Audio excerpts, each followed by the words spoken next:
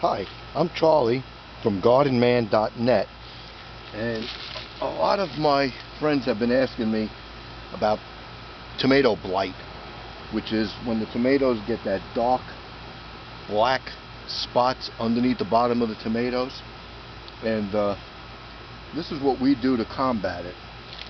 First of all, what we do is any branches or leaves that are down hanging on the ground, we snap off easily. And the reason we snap them off is because we don't want any predators, any bugs, cutworms or anything like that to crawl up onto the plant. So we just nice and easy cut all the leaves off that look like this, that are browning on the bottom. This way, this will protect the tomato plant from any bugs or predators climbing up underneath. So we trim them all up, as you can see on this one. We'll just snap these off without hurting the plant, of course.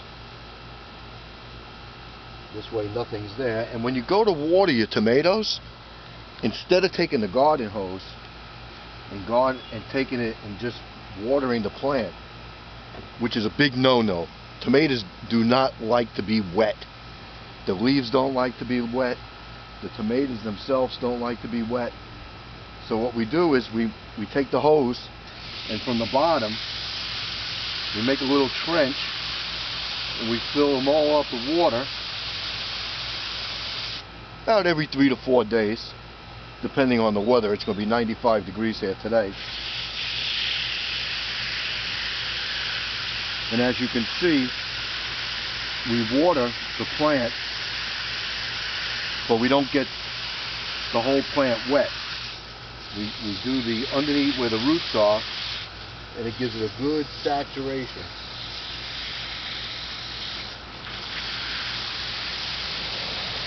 If you keep the tomatoes dry, you're not going to get tomato blight. So that's a big point. The more the tomatoes get wet and the leaves get wet, you get a lot of rot setting in, and you don't want to do that. Another thing is that when you take the leaves off and you take them off the branches, make sure you throw them in the compost bin and get them away. You don't want to leave them on the ground, because that also attracts bugs that are going to eat your plants. And if one thing, you want to make sure that your plants always stay well and good watered, good fertilizer, and healthy.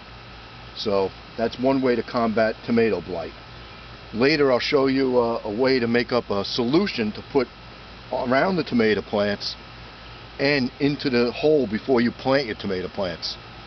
So I hope this has been helpful, and this is the gardenman.net. Bye.